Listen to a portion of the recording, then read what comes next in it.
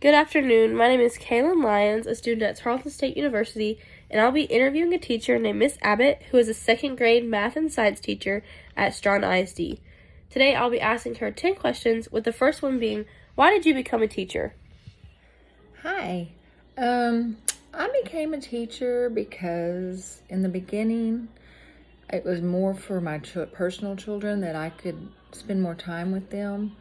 But the more I taught, the more I loved it and the more I enjoyed all the kids. And I really enjoy getting to know people and that aha moment when the kids understand what you've been trying to teach them all along. Perfect. The next question is, how long have you been teaching, and what grades and subjects? And then after that, what subject was your favorite to teach? I've been teaching, this is my 29th year to teach. I decided to go back to school after I had my first child and continued on, and then I took a year off after my third child was born and decided I really missed it, so I would like to go back.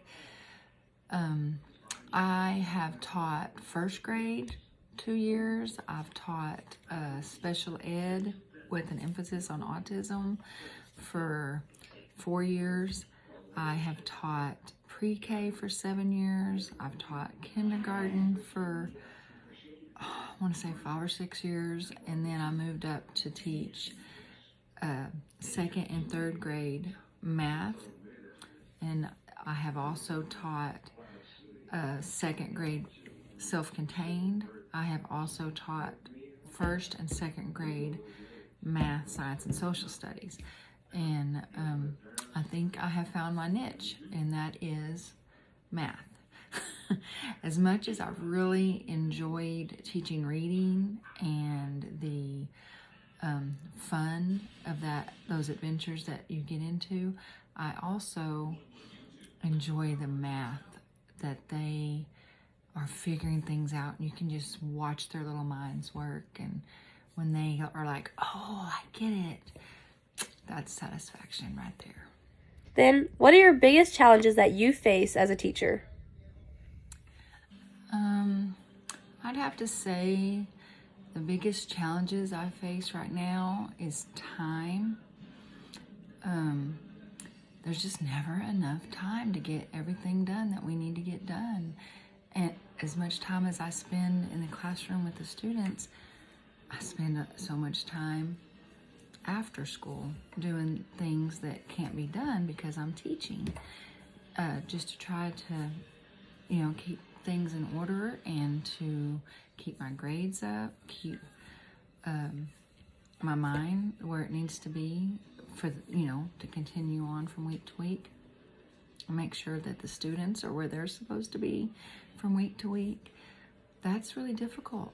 And I have to say, it's not, the kids have so much going on their plates as well nowadays that they just don't have time for homework. They don't have time for their parents to be able to sit down and help them to learn. And it's a big adjustment. With that being said, what type of community outreach does your school have to offer?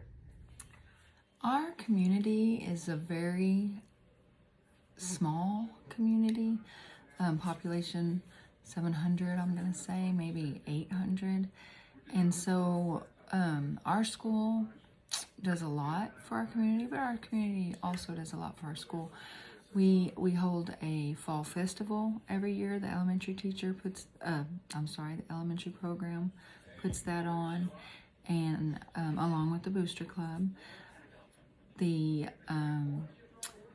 softball tournaments that we have, of course, all sports related events, the teachers reach out to the community members. If any parents need any help with any kind of schoolwork or understanding the vocabulary with our work, we always make time for that and support our parents in every way that we can. Coming from a school in a small community, it means a lot to hear that your community is also helping your district out too. But with our next question, I have, how do you work effectively with students from culturally diverse backgrounds? Our students have many different backgrounds. Some are more diverse than others, but we have low income, of course, and we have more higher income students. We have them with different family backgrounds. We have one student moved here this year from South Africa, and I feel like we are very effective to encourage them to keep their culture, their home culture, as well as adapting to the society culture, as long as they understand what's appropriate and what is not appropriate. But I absolutely believe that we support our students and their families effectively so that they can learn to the best of their ability with their language and their home background. And it seems to be working so far. Kind of going along with that last question, what are the demographics of the district, and more specifically, your students?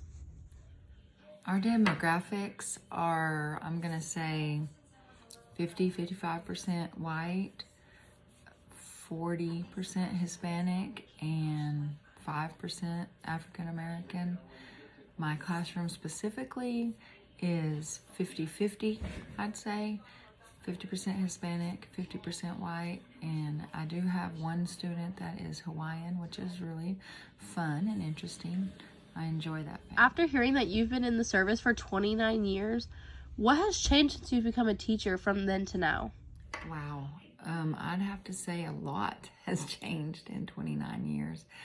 The curriculum, for one thing, has become more rigorous and strenuous on the students and, of course, the teachers as well. The curriculum when I was teaching third grade went down, the math curriculum went down to first grade, and what the fifth graders were learning went down to third grade in 1 year, so we had to make up some ground there. Of course, we went through COVID and all the online remote teaching and remote learning. That was a challenge. Also, computers. Everything is computerized now, so we have the kids are using little Chromebooks in their everyday life and our assignments and all that we do. So there has been quite a bit of change since the old paper pencil days. This is the question that I've been wondering about the most. How do you build relationships with your students? And then how do you build relationship with those stubborn parents? I believe I have very good relationships, very good rapport with parents and with my students. We joke around a little bit, but we know when it's time to get serious and get down to business. They do a great job of that. The parents, I have an open line communication. They text me, I text them. I have a group text with all my parents. We have the parent portal that they can check on their grades at any time. We see them in our small community, at church, even at the dollar store, in the convenience store. Sometimes we see them out of town. So I believe that our relationships are very strong. I build them by getting to know them, their students, and then